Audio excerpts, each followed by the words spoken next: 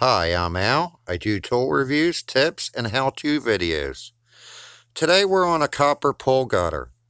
Now, copper could last 50 plus years, relatively maintenance free, but when it's not installed properly, it could be a real problem. Right here we have a joint in the pole gutter that was never soldered correctly, or at all. Haven't seen any evidence of solder on this. You have a short limited lifespan on how long till you could clean this copper and get the solder to stick. That being said, a lot of times you have to resort to sealing it. Right here, what you're looking at is GeoCell. It comes in a 1 and 5 gallon container, and it's a brushable liquid sealant. So we install that, I brush that in, then I use this polyester. The polyester is the membrane. These two joints are doing a lot of moving, and what it is kind of like fiberglass work. You lay down a pretty thick layer of GeoCell, you embed the polyester into the GeoCell, and then you coat it with another layer. GeoCell works great for filling a lot of small pinholes, and it doesn't truly harden like a rock. It remains flexible, which is a good property to have. But it's paintable, it's sandable, it has a lot of potential. It's relatively easy to work with. You can layer it down. It has self-leveling properties. So if you just want to flood coat an area, it's good that way. It will, like I said, it will fill in moderate to pinholes. What I like to do is if I have a larger size hole, I'll fill it in with a quality caulk like a quad or a solar seal. Solar seal caulk's more at a supply house, but any Home Depot will have a quad caulk. So I like to fill the gaps. Typically with something like this, I would have ran a bead of caulk in that joint.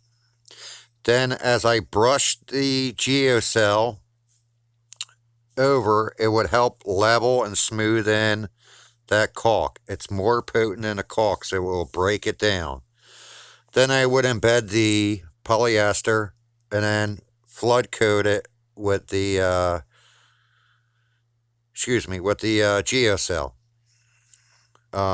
Like I said, does a great job.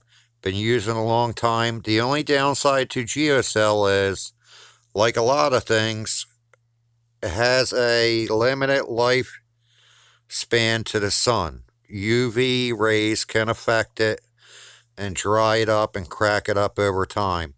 But compared to something more traditional like a caulk or tar that hardens and cracks up fast, since this doesn't really truly harden on its own, it holds up for many years. You could easily get, 5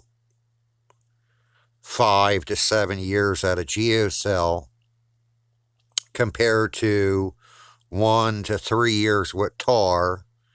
And that's uncoated. If you were to go back and you were to paint this or put some type of coating on the top of it to keep the sun from attacking it, it will last a really long time. It bonds just about anything. The only problem is, just like a lot of sealants or coatings, you can't apply it to something wet. It has to be dry. If you run into a situation like this where you have a little moisture or dew in there, God forbid it's actually wet, you're better off taking a MAP gas or leaf blower and just spending time and dry it out.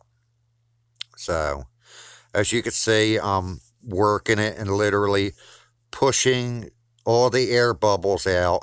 And what that's doing is that's taking a GeoCell from the bottom, going through that mesh and bonding it into one, making that joint stronger than just putting a GeoCell over it.